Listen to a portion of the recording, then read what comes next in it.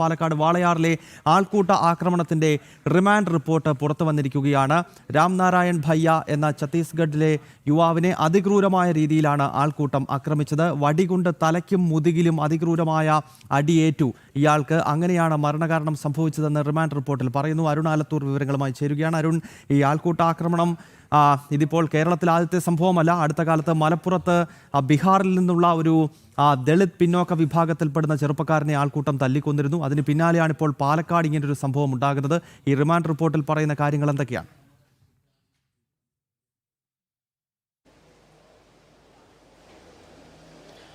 ഗൗതം, പ്രധാനമായിട്ടും ഈ റിമാൻഡ് റിപ്പോർട്ടിൽ പറയുന്നത് രാംനാരായണൻ ഭയ്യ എന്ന ഛത്തീസ്ഗഡ് സ്വദേശിക്ക് ക്രൂരമായിട്ടുള്ള മർദ്ദനം ഏറ്റിട്ടുണ്ട് എന്നുള്ളത് തന്നെയാണ്. പ്രതികൾ വടി ഉപയോഗിച്ചും മറ്റും കഴുത്തിനും മുതുകിനുമൊക്കെ അടിച്ച് വലിയ രീതിയിൽ പരിക്കേറ്റിട്ടുണ്ട് എന്നുള്ളതാണ് റിമാൻഡ് റിപ്പോർട്ടിൽ പറയുന്നത്.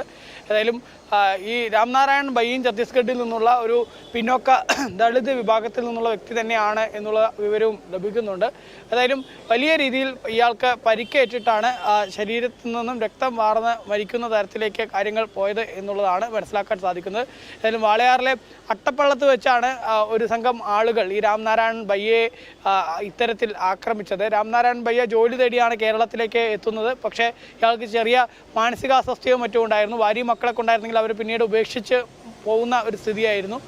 ഒരമ്മ മാത്രമാണ് ഉണ്ടായിരുന്നത്. ആ അമ്മ മാത്രം ഉള്ള വ്യക്തി കേരളത്തിലേക്ക് കിൻഫ്രയിലെ ജോലിക്ക് എന്ന തരത്തിലാണ് ആദ്യം പാലക്കാട്ടേക്ക് എത്തുന്നത്. പക്ഷെ അവിടെ ജോലിയിൽ കയറിയില്ല എന്ന് മാത്രമല്ല, ജോലി സ്ഥലത്ത് നിന്ന് പിന്നീട് അവിടെ നിന്നും അയാൾ ഓടിപ്പോവുകയായിരുന്നു. ഈ മാനസികാസ്വസ്ഥമുള്ളതുകൊണ്ട് തന്നെ അയാൾ അവിടെ നിന്ന് ഓടിപ്പോവുകയായിരുന്നു ചെയ്തത്. അത്തരത്തിൽ ഓടിപ്പോയതിന് ശേഷം പലയിടങ്ങളിൽ അലഞ്ഞു തിരിഞ്ഞ് നടക്കുന്ന സമയത്താണ് ഈ അട്ടപ്പള്ളം ഭാഗത്തേക്ക് രാംനാരായൺ ഭയ്യ എത്തുന്നതും ഇയാൾ മോഷ്ടാവാണെന്ന് ആരോപിച്ചുകൊണ്ട് ഒരു സംഘം ആളുകൾ ക്രൂരമായി മർദ്ദിച്ച് കൊലപ്പെടുത്തുകയും ചെയ്തിരിക്കുന്നത്. ഏതായാലും കേസിൽ 5 പേർ പിടിയിലായിട്ടുണ്ട്. അതിലെ 4ാം പ്രതി ആനന്ദൻ CITUവിൻ്റെ ഒരു ചുമട്ടുതൊഴിലാളിയാണ് എന്നുള്ള വിവരവും ഇപ്പോൾ പുറത്തു വരുന്നുണ്ട്. അതേസമയം മറ്റ് പ്രതികളിലേക്ക് ഇതുവരെ പോലീസ് എത്തിയിട്ടില്ല എന്നുള്ള സാഹചര്യവുമുണ്ട്. നിലവിൽ ക്രൈംബ്രാഞ്ചിനാണ് അന്വേഷണ ചുമതല ഉണ്ടായിരുന്നത്. അത് SP-യിലേക്ക് അന്വേഷണ ചുമതല മാറ്റുകയും ചെയ്തിട്ടുണ്ട് എന്നുള്ളതാണ് മനസ്സിലാക്കാൻ സാധിക്കുന്നത്. സംസ്ഥാന സർക്കാരിന്റെ ഭാഗത്ത് ഇതില് CITUവിന്റെ ആളുകളൊക്കെയാണ് പ്രതികളാക്കപ്പെട്ടിരിക്കുന്നത്. പക്ഷേ ചില മാധ്യമങ്ങൾ അങ്ങനെയൊന്നും അല്ലല്ലോ പറയുന്നത്.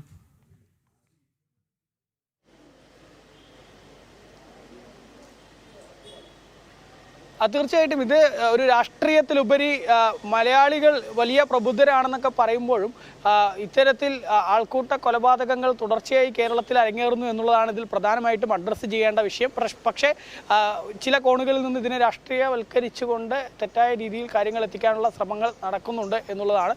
പ്രത്യേകിച്ച് അതിലൊരു വ്യക്തി BJP-കാരനാണെന്ന് പറഞ്ഞുകൊണ്ട്, അതേസമയം ഈ CPM-കാരനായ ആനന്ദൻ്റെ പശ്ചാത്തലം, ആനന്ദ് എന്ന വ്യക്തി CPM-ന്റെ CITUവിൻ്റെ ചുമട്ടുതൊഴിലാളിയാണെന്നുള്ള ഉൾപ്പെടെയുള്ള വിവരങ്ങൾ മറച്ചു വെക്കാൻ വേണ്ടിയുള്ള ബോധപൂർവമായ ശ്രമങ്ങൾ മാധ്യമങ്ങളുടെ ഭാഗത്തു നിന്നാണെങ്കിലും അല്ലെങ്കിൽ മന്ത്രി MP രാജേഷ് ഉൾപ്പെടെ ഉള്ള ആളുകൾ ഇന്ന് മാധ്യമങ്ങളെ രാവിലെ കണ്ടിരുന്നു. അദ്ദേഹത്തിൻ്റെയൊക്കെ ഉൾപ്പെടെ ഭാഗത്തു നിന്ന് ഇതിൽ CPM-നും യാതൊരു തരത്തിലുള്ള പങ്കുമില്ല എന്ന തരത്തിൽ കാര്യങ്ങൾ എത്തിക്കാനുള്ള ശ്രമം നടക്കുന്നുണ്ട്. കോൺഗ്രസും സമാനമായ രീതിയിൽ തന്നെയാണ്. ഇനി പിടിയിലാവാനുള്ള പ്രതികളിൽ പലരും കോൺഗ്രസ്സുകാരാണ് എന്നുള്ള വിവരമാണ് പോലീസിൽ നിന്ന് ലഭിക്കുന്നത്. മാത്രമല്ല, ഈ ആക്രമണം നടക്കുമ്പോൾ ഇതിനെ ആദ്യം മർദ്ദിക്കുക എന്നൊക്കെ പറഞ്ഞ് അവിടെ ആക്രോശമുണ്ടാക്കി ഈ പുറത്തു വന്ന വീഡിയോയിലെ ശബ്ദമുള്ളതിൽ ഒരു വ്യക്തി കോൺഗ്രസിൻ്റെ ഒരു മെമ്പറാണ്, പഞ്ചായത്ത് അംഗമാണെന്ന് ഉൾപ്പെടെയുള്ള വിവരങ്ങളും പുറത്തു വരുന്നുണ്ട്. ഏതായാലും പോലീസിനെ സംബന്ധിച്ചിടത്തോളം ഈ 5 പേരിൽ മാത്രമേ കേസ് എത്തിയിട്ടുള്ളൂ. മറ്റാളുകളിലേക്ക് കേസ് ഇതുവരെ എത്തിയിട്ടില്ല. SP-യുടെ നേതൃത്വത്തിലുള്ള അന്വേഷണത്തിലൂടെ അത്തരം ആളുകളെ കൂടി ഉടൻ പിടികൂടുമെന്നാണ് മനസ്സിലാക്കാൻ സാധിക്കുന്നത്. അതുകൊണ്ട് തന്നെ കോൺഗ്രസും CPM ഒക്കെ ഇതിനെ രാഷ്ട്രീയവൽക്കരിച്ചുകൊണ്ട് അവരുടെ ഭാഗത്തു നിന്ന് ആരുമില്ല എന്ന തരത്തിലൊക്കെ ഇതിനെ തെറ്റായി വക്രീകരിക്കാനുള്ള ശ്രമങ്ങളൊക്കെ കൊണ്ടുപിടിച്ച് നടക്കുന്നുണ്ട്. പക്ഷേ ഈ വരും ദിവസങ്ങളിൽ അതിൽ കൂടുതൽ ആളുകളുടെ അറസ്റ്റ് ഉണ്ടാകുമ്പോൾ അവർക്കൊക്കെ പിന്നീട് എന്താണ് അവർ പറയുക എന്നുള്ളത് നമുക്ക് ഏതായാലും കാത്തിരുന്ന് കാണാമെന്ന് തന്നെയാണ്.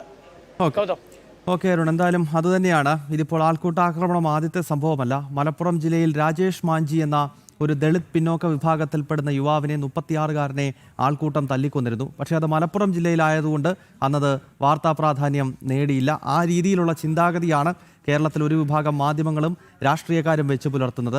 ഇപ്പോൾ പാലക്കാട്ടെ ആൾക്കൂട്ടാക്രമണവും വലിയ തോതിൽ രാഷ്ട്രീയവൽക്കരിക്കുവാനുള്ള ശ്രമം നടക്കുന്നു എന്നതാണ് ഏറെ ദൗർഭാഗ്യകരമായിട്ടുള്ള ഘടകം.